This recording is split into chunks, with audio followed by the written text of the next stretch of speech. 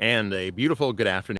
This is Shannon Scott, the Bard of Bonaventure, coming to you from inside the ultimate necropolis here in Savannah, Georgia, in Bonaventure Cemetery. And the subject today is really slave made burial art, although for the graves of, dare we say, uh, Anglican, Protestant, white Victorians. But these are often confused to be objects for the graves of slaves, which is not the case because these were expensive decorative tiles in the period, but um, also the slaves had different traditions with burial pottery than tiles like these. But we see in this case, an individual had some money to add the tile to their grave, but they didn't have a headstone, which sadly sometimes with paper records being destroyed, headstones are actually the surviving record. And in this case, this person may be unknown to us, but we see those tiles going around the graves. And they were really most notable and popular in cemeteries, but you find them also in Victorian gardens. You will also find these in the gardens of Monticello because there's a young woman that takes care of the gardens of Monticello who is from Georgia, and she's added these Georgia tile productions there to the Monticello Gardens, I believe is the case. But anyway, the Georgia makes are there regardless. But because the Savannah River mud was so, I don't know, how do we, it was of a quality that you could make bricks with it. So there was a lot of slave-made brick production happening on the plantations.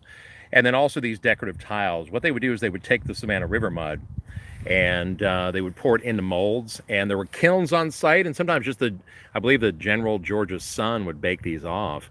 But I love their deep chocolate texture, and also just that sort of metallic look. And sometimes people think these are actually metal, but that sheen is the salt glaze from the brackish quality of the Savannah River.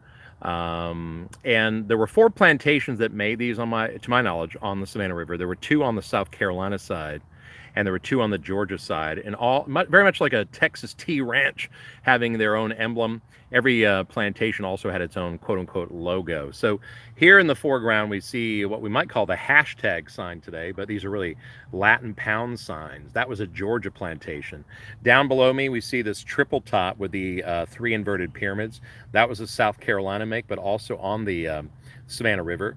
And one that is not seen here are 2 sundials, which would be a Georgia make. But the reason I like to stop here is because we have the rarest of the makes, which is the braided rope in the infinity symbol tethered to a dock with scrolling water waves running beneath the figure 8. And this is very much about the symbol of the eternal, also maybe the person's faith being tied to that dock, and sort of that sort of idea of the earthly tether while maybe being a spiritual being. But, you could also see these as maybe good luck to graves in that sense, that somehow these are like protective spiritual borders. But unfortunately, due to the perception of these being slave-made art objects, they've been stolen by the gajillions out of cemeteries. And, now you can go into an antique shop and find some of these still for sale. But the braided rope ones, I've actually seen those in some auctions go for $1,000 a piece.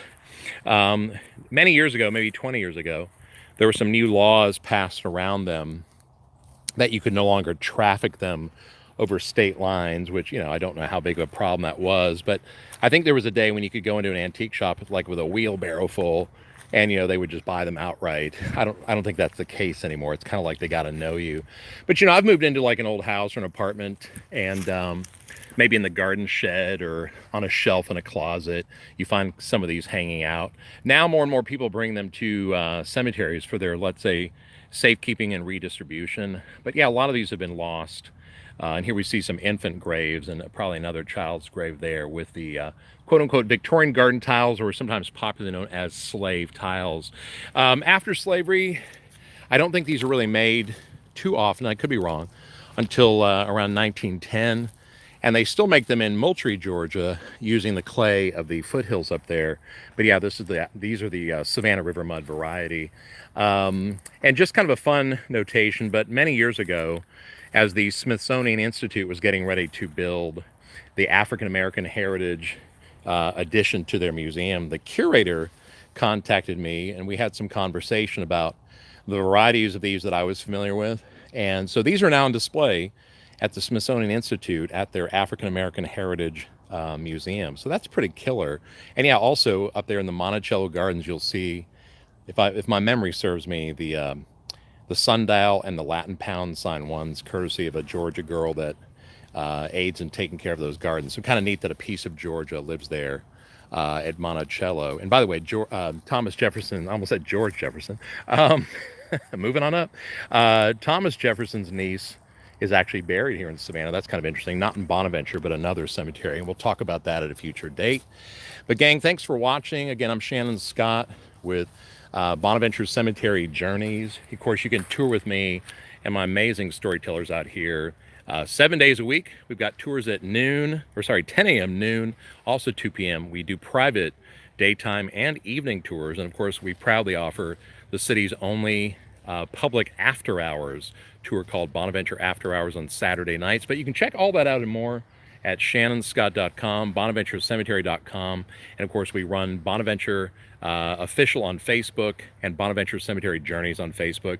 If there's a kind of video that you want to see or some kind of query that you have that you'd like to see me do a video on, please of course comment below. And naturally we're trying to get subscribers to our newly launched channel, so feel free to share this and ask your friends and family to subscribe, because I'm going to continue to do interesting things out here. But stay in touch. I will story you guys again real soon. And for now, we say goodbye to these beautiful, beautiful tiles.